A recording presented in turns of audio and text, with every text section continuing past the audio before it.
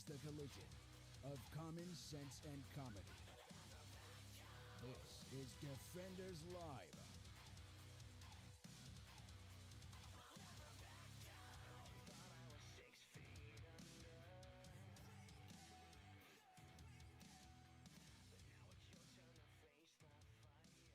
Oh, Defenders Live.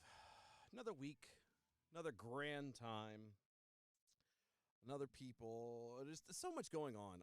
It's been a week. I had one of those weeks that felt like an eternity. Felt like Monday replayed at least 2 or 3 times, minimum. Maybe more than that. So that was fun. That was fun. But we've made it. Praise God. Hallelujah. It is the weekend. It is Saturday. Or whenever you're listening to this. I'm sorry. But yeah. So there we go. Welcome to the show, everybody. Make sure you follow on the social medias at DOAE Show. Make sure you like and put a review. It doesn't have to be a good one. I don't care what you put down. Just review it.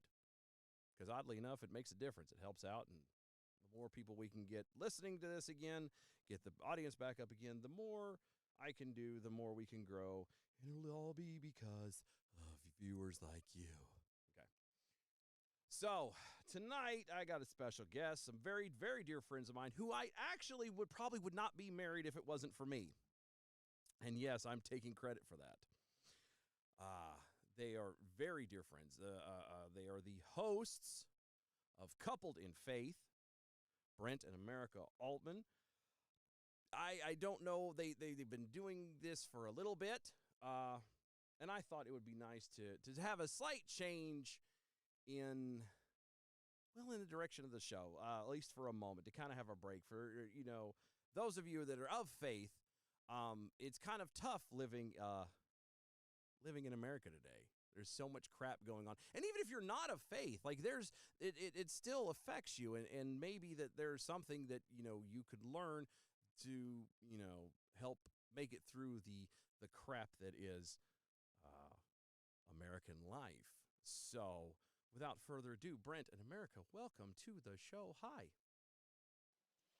Hey, what's up? Hey. Wow. The energy is off the charts. I cannot quantify it at all.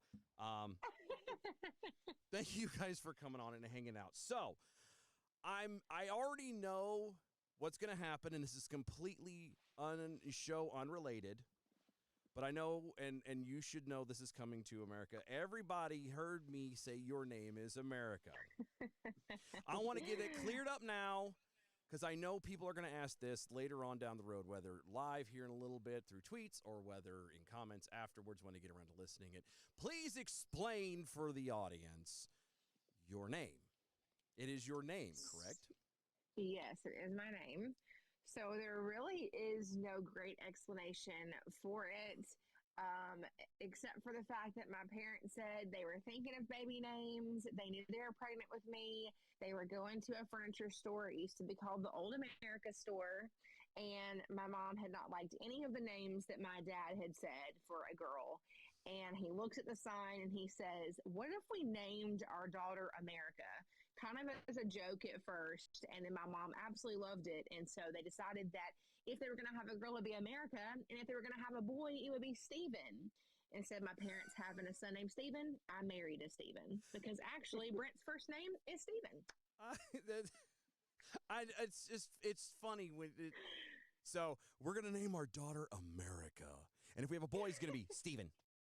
It's just, it's this huge. Well, my dad's name is Steve, so he wanted to pass on the name. No, and that's understandable. It's understandable, but you get the point. Like, it's America. It's very different. It's unique. There's a lot of different things that come into one's brain when they hear that name.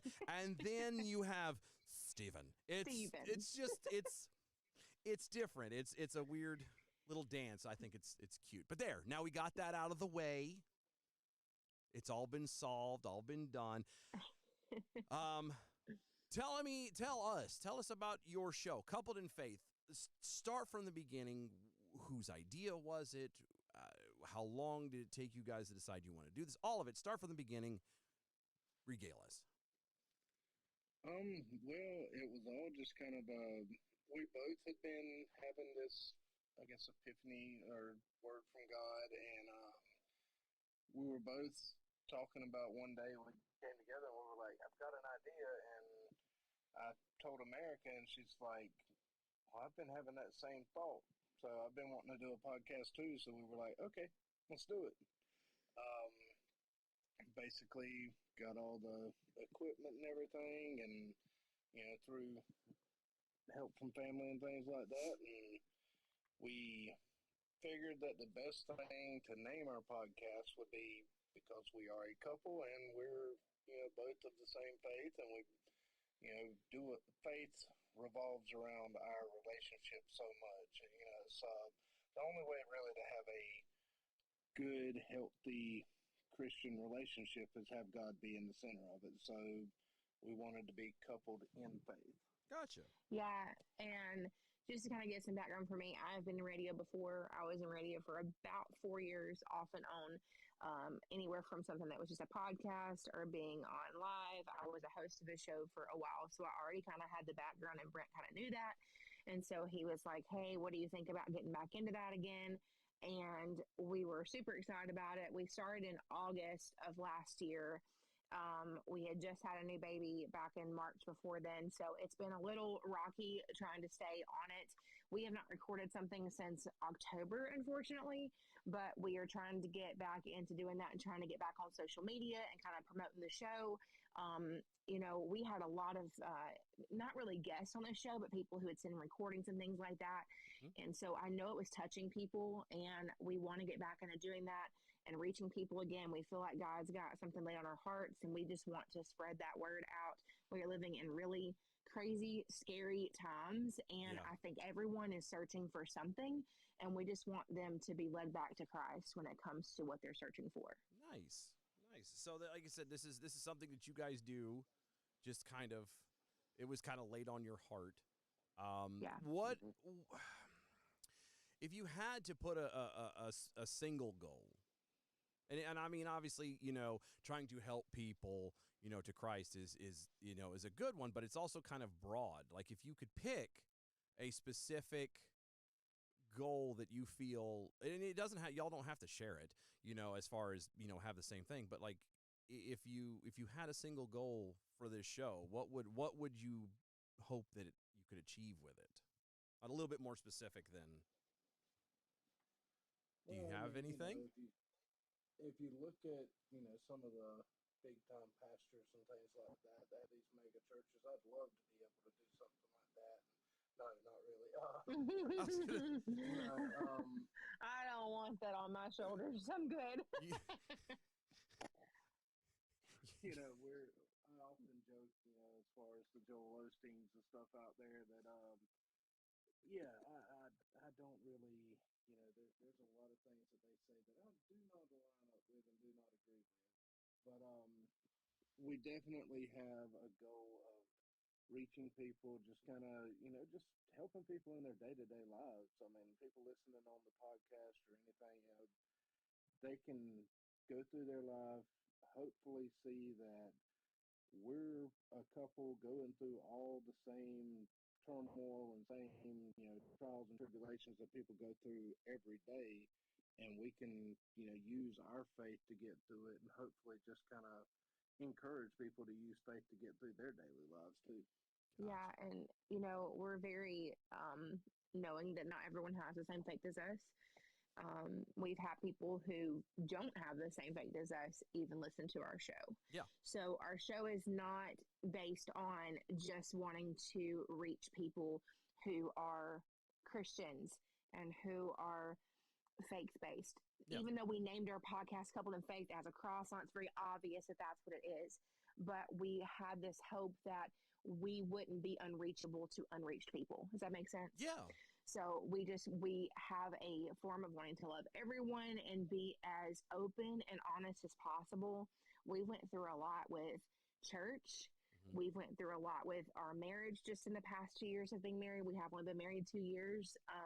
We went through a lot with our kids, just life in general. And it's real. Yeah. And so that's kind of what our show is supposed to be, just being real.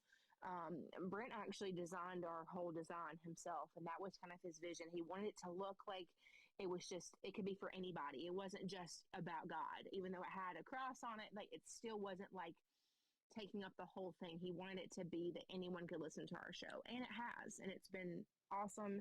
And like I said, I hate that we haven't been consistent, but life happens. Oh yeah, life will get in the way, and especially if you feel like you're doing something you're supposed to, it always, devil always throws things in the way to try and slow you down. But that's awesome. Like I know if okay, so y'all have done a few episodes. I say a few. Y'all have done more than a few, but you've done some episodes up until you said October and life hit. And I know, believe me, anybody listening knows that the crap that me and our show went through.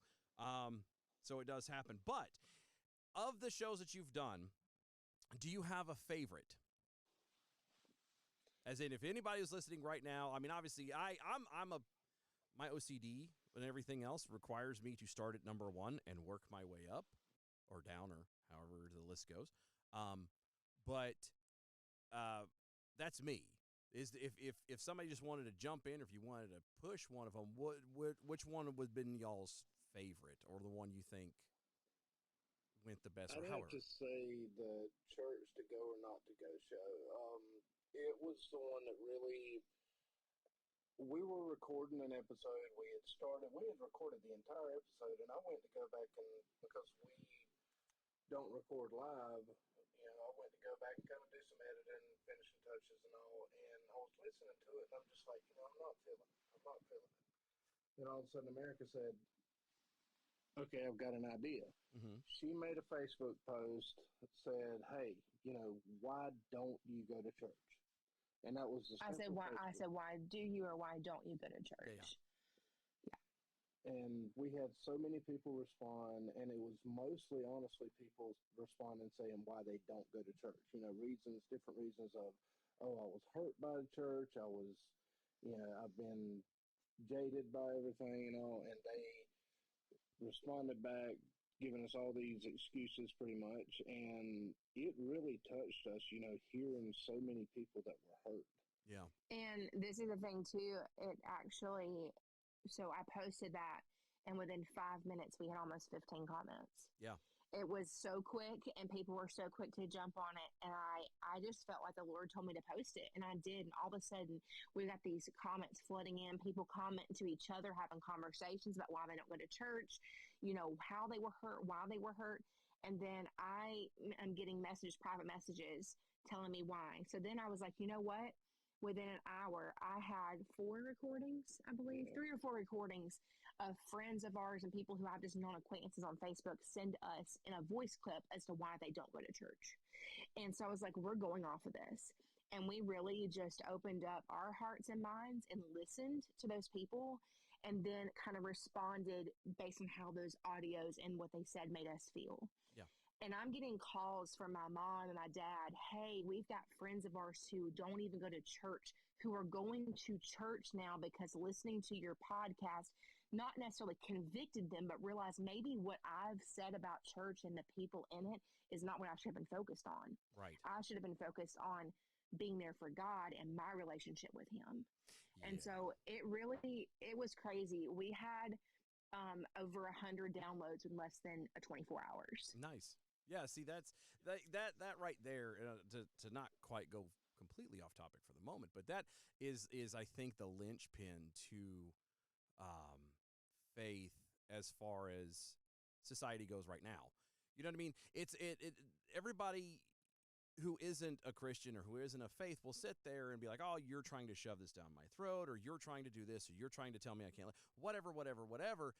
And it's the whole idea about Christ is not about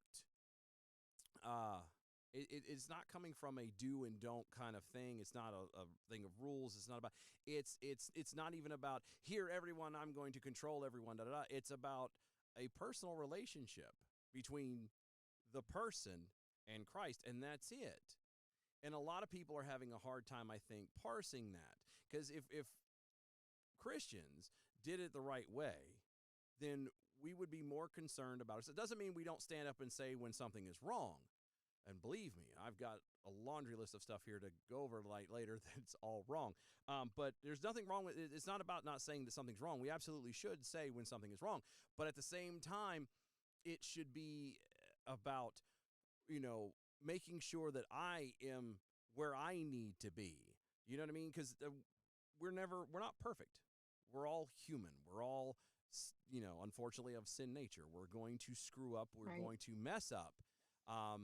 So therefore, I need to be more concerned about making sure that my walk with Christ is where it needs to be, because it is a personal relationship. It's not, this broad thing where, this guy or this entity is trying to amass as many people as possible to just worship for the sake of worship. There's an actual personal thing between Christ and ourselves. Mm-hmm.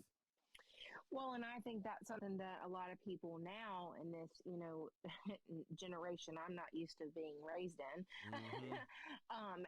sees it as, well, they're whatever God they're praising or worshiping, it's just trying to condemn me to hell.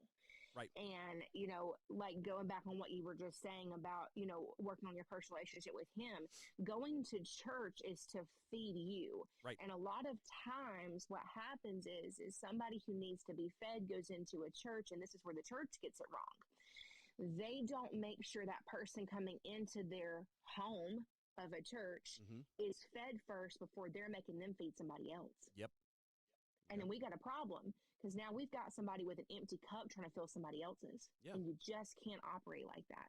And so that's kind of what this episode kind of talks about and stuff like that. And, I kind of think that's where we're going to be focusing our podcast a little bit more too, is talking about the wounds of church, talking about the wounds of people from churched people and unchurched people too. Yeah. And just kind of discussing that, because, everybody's hurting in some way or another. Oh, right. Whether you love the Lord and you have a relationship with him or you don't.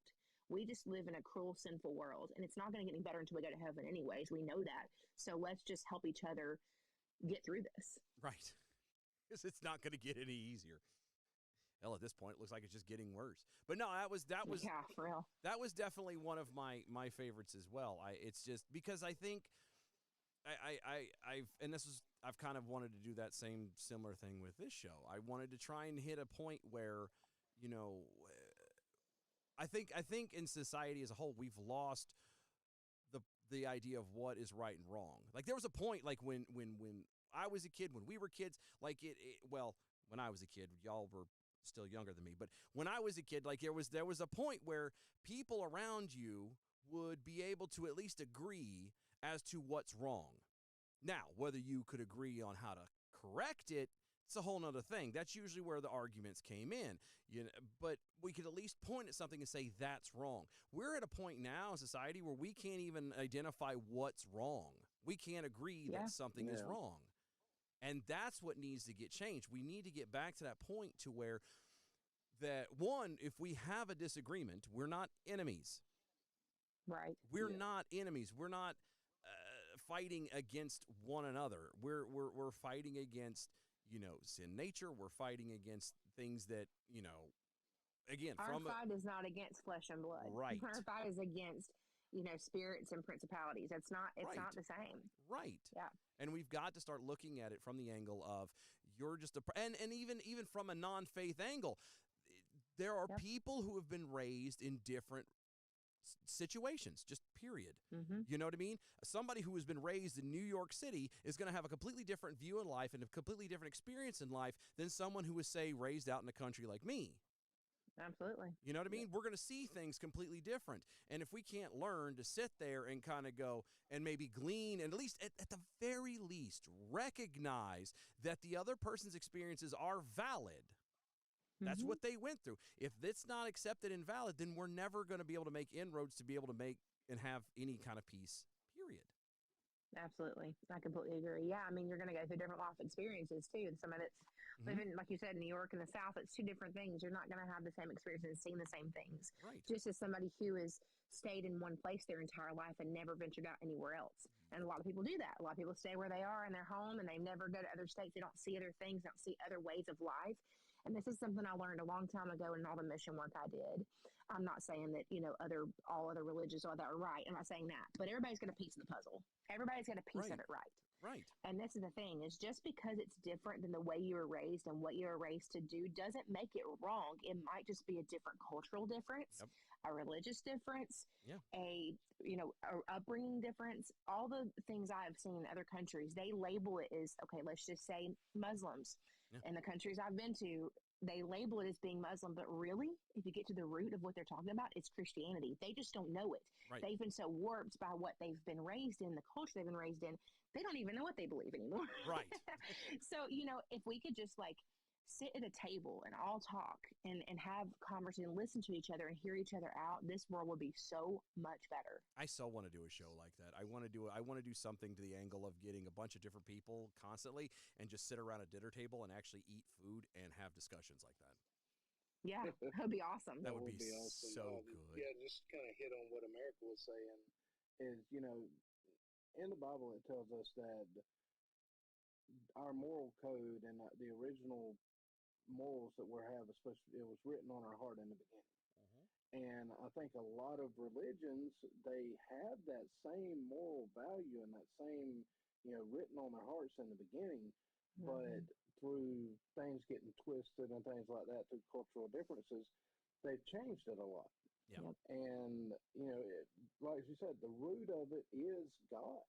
Yeah. God wrote that on all humans' hearts in the beginning, and we It's don't been see jaded. that. It's been jaded so much because, unfortunately, this world is the way it is because sin has entered this world, and it's run rampant. And now it's, running so rampant that, I often tell America, I wonder how bad Sodom and Gomorrah was for it to be completely wiped off the map. Yeah. And we're still here. Versus what Yeah. we're going through today. I've thought that too. But yeah, it's we need to start being able to hold to something. Again, whether you're a Christian or whether you're not a Christian, whether you're a Muslim, whether you're Buddhist, no matter what it is, we need to be able to start focusing on to hold on to something bigger than ourselves. Because at this point, everything has become so fluid. I hate using that word, but everything's become so vaporous that there's nothing tangible. There's no solid footing anymore, and it's causing too many problems, way too many problems. It should not be this difficult, and all we're doing is making it worse. We're doing this to ourselves. We're playing into the hands of the devil. He wants division.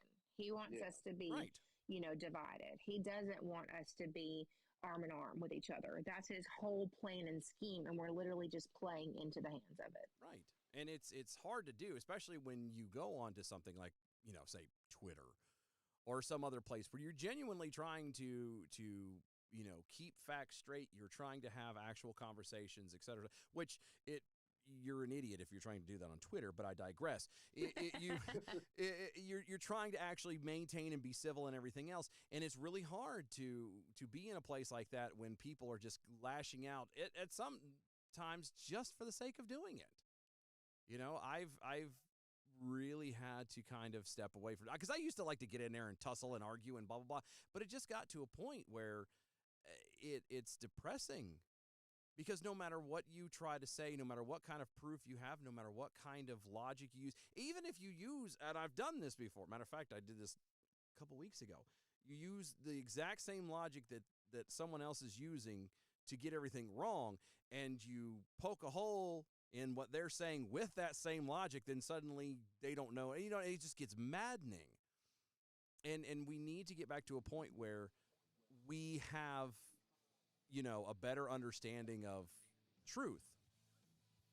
And that's like me. I've never been told I wouldn't argue with a fence post. So right, yeah, I have, and I always end up losing for some weird reason.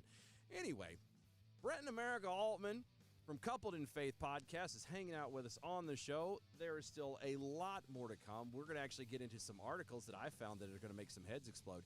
Y'all don't go anywhere. Stay tuned. We'll be right back.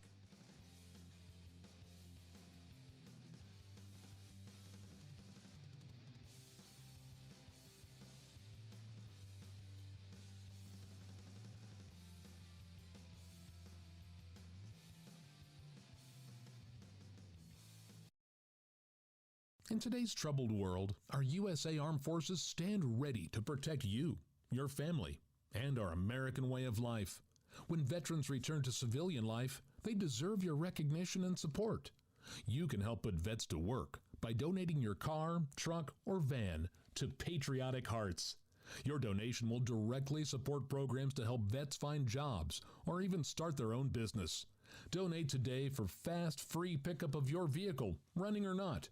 Operators are standing by to answer questions about making a tax-deductible vehicle donation. Find out how you can make a difference in the life of a United States veteran.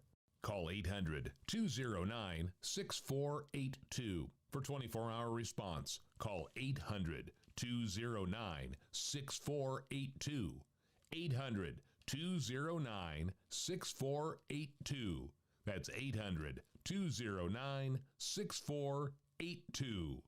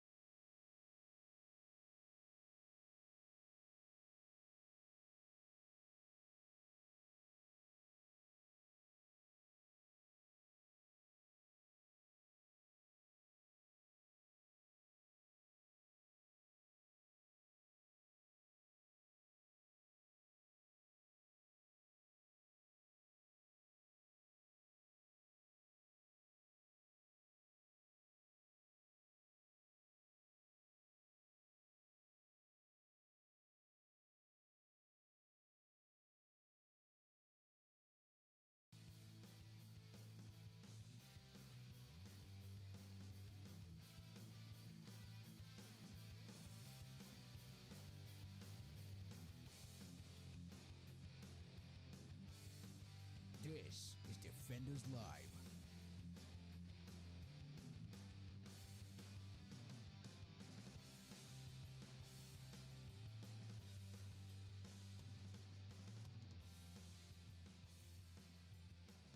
Keep forgetting the unmute button for some weird reason. You'd think I'd know this by now. Welcome to the show, Defenders Live. Go to DOAE Show on all the social medias, especially on the Twitters. You can find the show on pretty much everywhere you can find a podcast. Spreaker and Apple and YouTube. There's the videos over there if you want to watch the video of it for some god awful reason. It's on Stitcher and Google Play, and it's just everywhere and anywhere. Check it out, spread it around, share it with your friends. And not for nothing, we still have all of the originals. I say the originals. Sidebar, I'll read in a second. But yeah, we still have all the shows going all the way back the past almost 6 years. You can find all of that, on one of those platforms somewhere. Check them out, leave a review, do that. Help us spread the show, get it growing bigger. Speaking of the original, I was digging through something. I don't know where on the computer, but I may have found the very first episode of the show. And I'm debating on what I want to do with it. I might, I don't know if I want to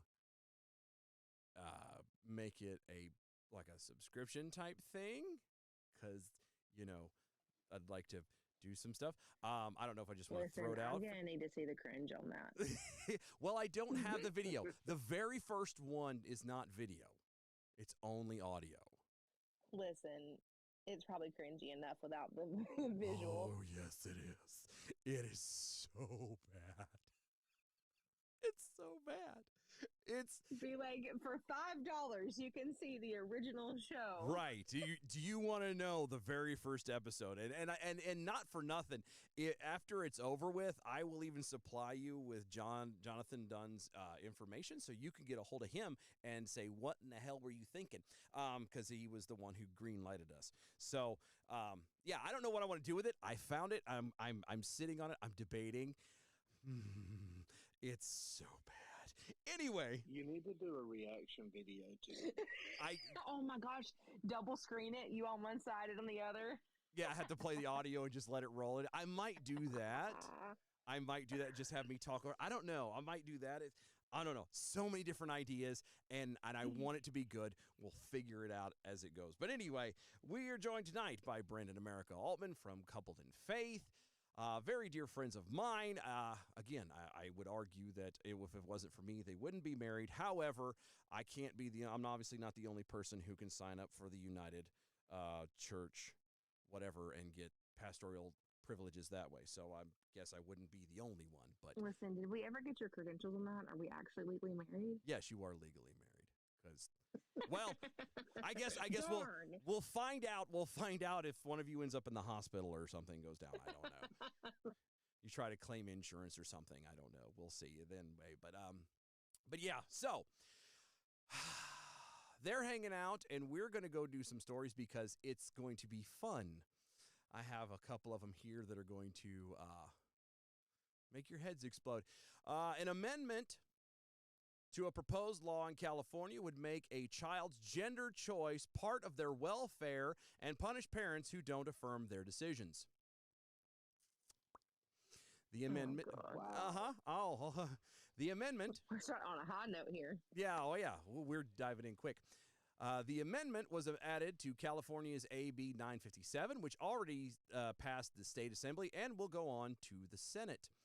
The bill defines the, quote, health and safety and welfare of a child, end quote, to include, quote, a parent's affirmation of the child's gender identity, end quote, as it pertains to the determination of child custody and visitation in contested legal proceedings. You get that?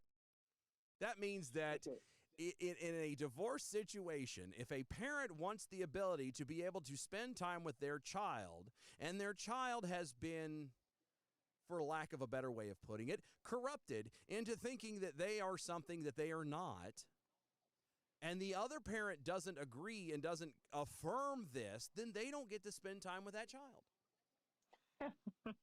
Wow. Do you know why they did this? Do you have any idea? He's not a pastor. There's a dad currently fighting in California, in Canada right now. Well, no, I'm sorry. I think there's been updates to that, and I think he's been let go. But he was in a divorce situation, and the mother, as typically happens, has primary custody of the kid, got to see him all the time, blah, blah, blah, or her all the time.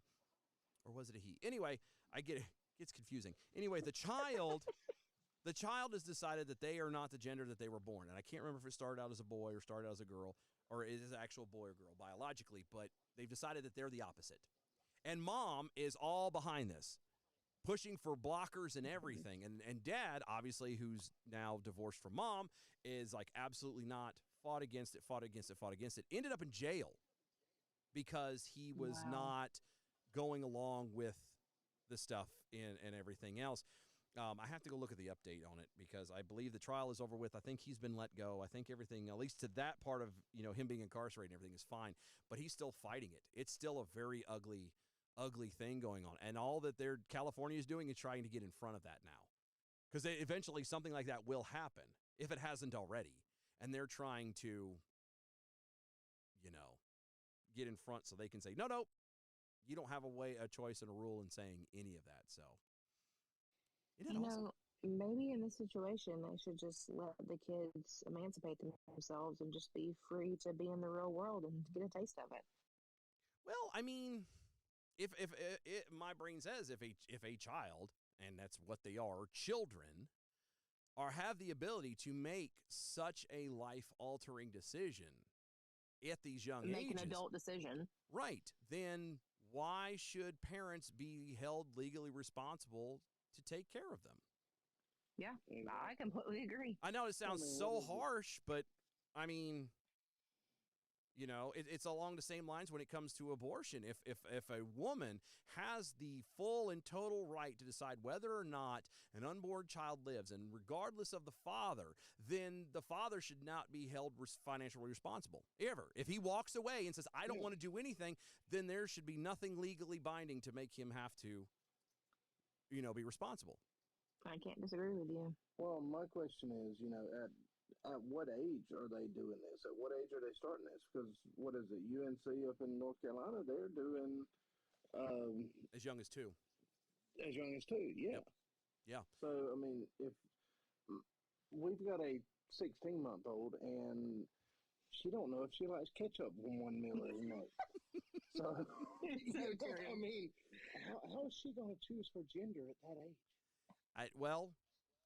Doesn't even know what a male and female is at this point. Well, and then that goes into my argument that they never should. Right. The only time that any child should ever be like fully grasping the whole difference between male and females is when said child starts going through puberty and changes happen. And then you have to have that conversation. Yes. Up to that point, there is no reason on God's green earth that they should ever be subjected to anything having to do with sex at all. Whether it's, preferences or otherwise. Yep, I agree. I mean, when me and my brother were little, and our cousin would come over and play. She's female and still is, but thank God. Yeah, thank God. But she would come over and play with us, and we had all of our tractors and things like that out in the yard, and she would play with our tractors. That doesn't mean that she's playing with tractors. Johnny was playing with trucks and a SWAT truck yesterday, and a crane or whatever that was, and a dump truck. She's playing with them, and she's going vroom, vroom. Like, like a kid should. Yeah. A kid should know what those things are, just like an adult does. Doesn't mean that just because I like to drive a truck or I like to shoot a gun or whatever, that I'm identifying as a male. Right. Well, and that's the thing. You want to talk about kids. The youngest girl over here, her favorite toy for years was an excavator. Yeah. I mean, there's nothing wrong with that. No, and like here's the funny part. To me, anyway, I say it's funny. It's not. They want to sit here and start saying, well, like you were implying, well, they're playing with boy toys, so that means they must really be a boy inside. But then you turn around and, one, they completely destroy what it is to be a boy or a man. Yes. They can't define it. The same thing applies to women. That you go and ask them, anybody right now to define a woman, and most people can't do it. Nope. But they know that if a boy, quote unquote, a biological male, penis and all, turns around and decides that he is a female, then he must absolutely be right. Well, how can a brain that is underdeveloped be able to decide something that society currently can't even define? Right. That makes no sense. It goes back to the same thing as a child. Like my 5-year-old son does not know whether he likes macaroni and cheese one day to the next. Right. The next day he might hate it. Like they don't have the minds to function to even make decisions like that. And I would beg to differ that even a young adult doesn't. Yeah. I mean, right. I don't think anybody has the capacity for that. It was chosen for us for a reason. Right. We came up with the distinctions and everything from, for clarity's sake. Like it's not. Yeah. It's just so dumb. It's quote, when you say gender affirmation is in the child's best interest for health, safety, and welfare, it takes nothing to say non-affirmation is now abuse because you're not taking care of health, safety, and welfare if you're not affirming them. That is according to the attorney Aaron Friday of the parental rights group Our Duty. California Family Council called on residents to contact their state senators and demand they vote against the bill. Good luck there, because you're in California. They don't give two flying figs about you. Nope. Yeah. Quote, there are numerous religions. I'm going to pause and go back to this. This quote and paragraph that I'm about to read, I understand why they're using it, but it bothers me that this is their only concern, or at least the only one that they seem to be using, okay? Quote, there are numerous religions that believe gender and sex are binary and based solely on a child's biology. There is no way parents with these beliefs can affirm a child's chosen gender identity if it differs from their biology without violating their religious belief. That is according to the statement from the group, the Our Duty family group. Okay? Fine and dandy. They're using that because freedom of religion is a constitutional right. I understand that's why they went that way. But the problem that bothers me out of this is that what about the science? Literal biology states there is male, there is female. Like, who cares about anything else at that point? That stuff goes out the window. I mean, I understand why a religious group went that way, and I do agree with it as far as from a religious standpoint. But so many people want to say, "Oh, we have to follow the science now. We have to follow the science," when they don't even follow the science. Right, right. They don't even follow what their actual principles stand on. Well, because at this point, I mean, do they really, are the principles even principles anymore, or is it just sand? Right. At this point, it's really weird. They're making it up as they go. Right. And how is it okay, so how are we supposed to listen and believe and follow the quote-unquote science when none of it is tangible? It used to be there was male and female, and then now they're like, well, now we have climate change and all this other stuff over here, and people are having a hard time buying into it. Now the science is saying, well, there is no biological male and female. These are just artificial societal constructs. They don't count for anything. It's whatever you feel on the inside, blah, blah, blah. How are you supposed to get anybody else to buy into anything that's actually science? And forget from, just disable. There's climate change. At this point, how is it that we can say that Pluto isn't a planet? Mm-hmm. I would argue with everything in the way it is, we should petition to get it come back, because how can you prove it's not? What if it feels like a planet? What if it feels like a planet? I feel like it's a planet and make it a planet. Right. Yeah.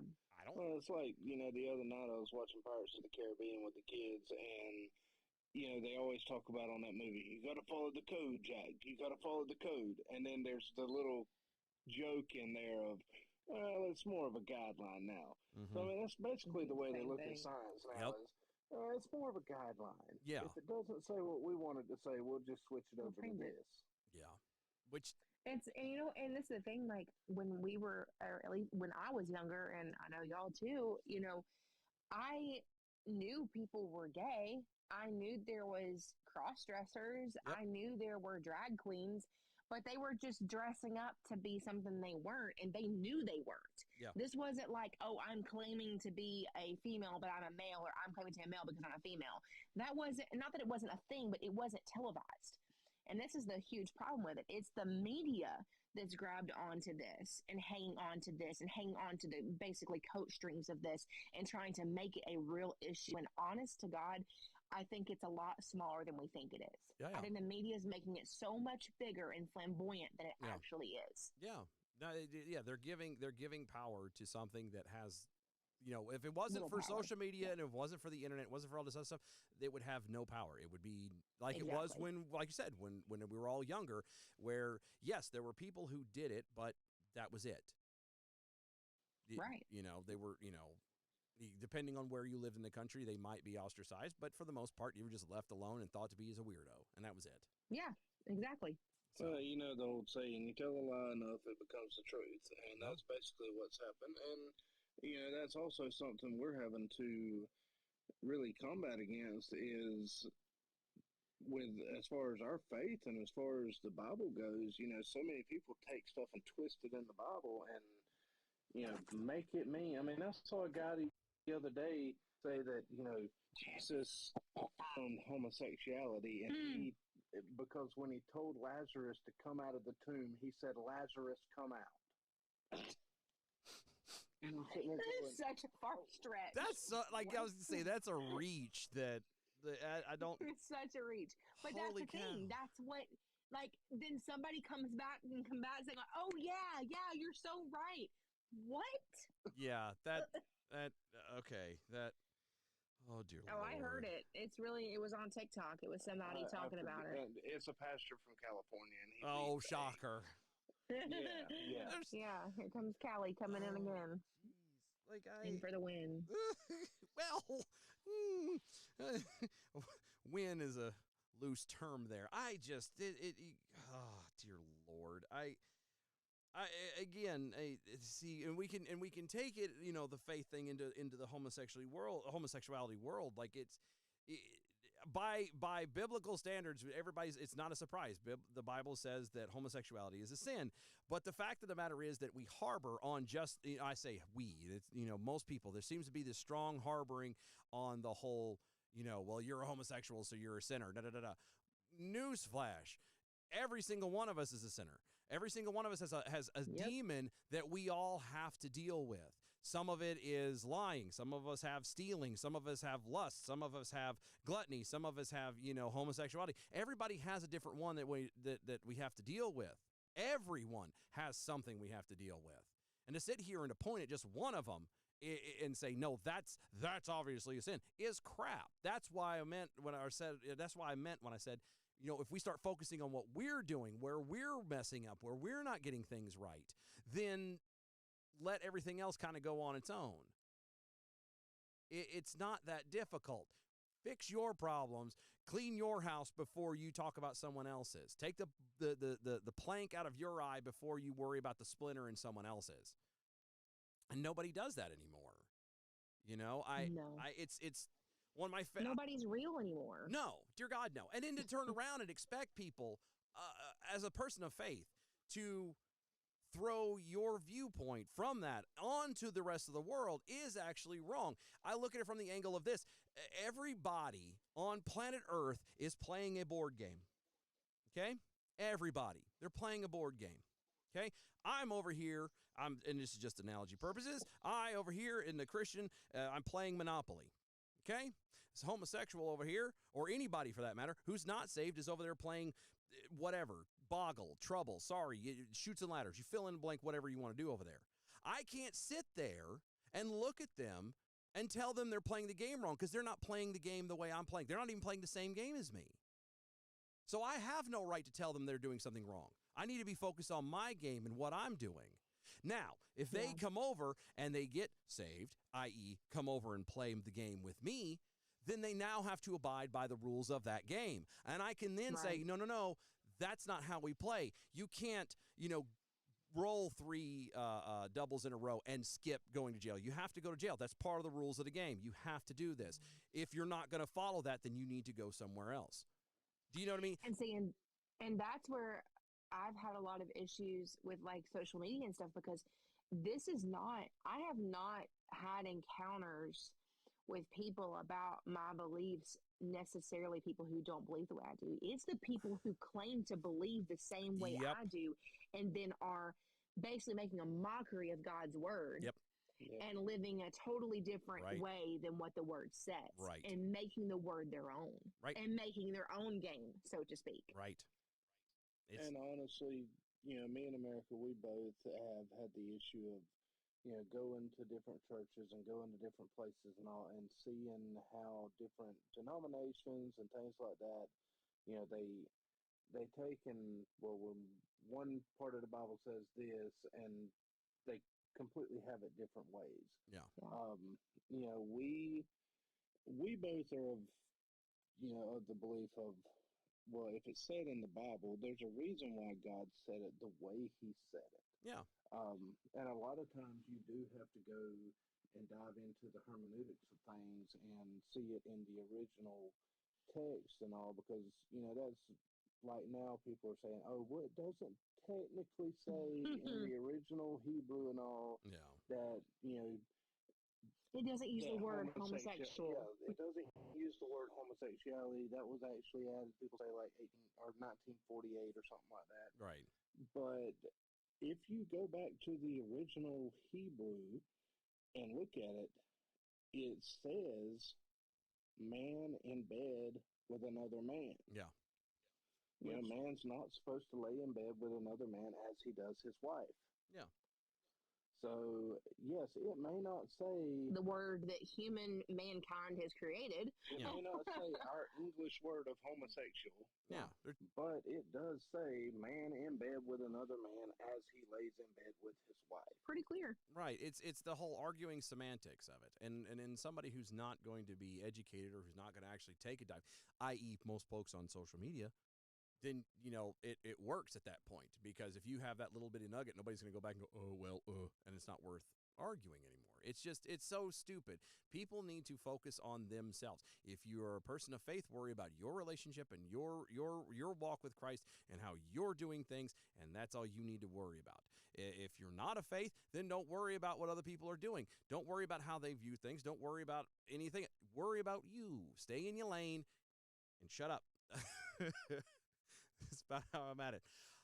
This one I've saved for the end because we've got about 7 minutes or so, give or take, something like that. This one's going to be fun. The Bible has been pulled from the shelves of libraries in a school district in Utah. Let that sink in for just a moment. Utah, Mormon country. The Bible has been pulled from the shelves of libraries in a district in Utah after a parent claimed that it can be considered, are you ready for this? Pornographic. Oh, gosh. Let me guess. She opened up Song of Solomon, and that's the only thing she decided to read.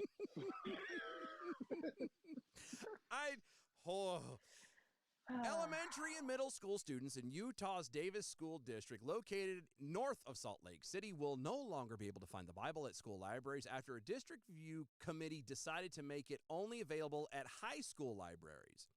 The school district spokesperson, Christopher Williams, told NBC News that the committee chose to, quote, retain the book in school library circulation only at high school level based on the age appropriateness due to vulgarity or violence, end quote.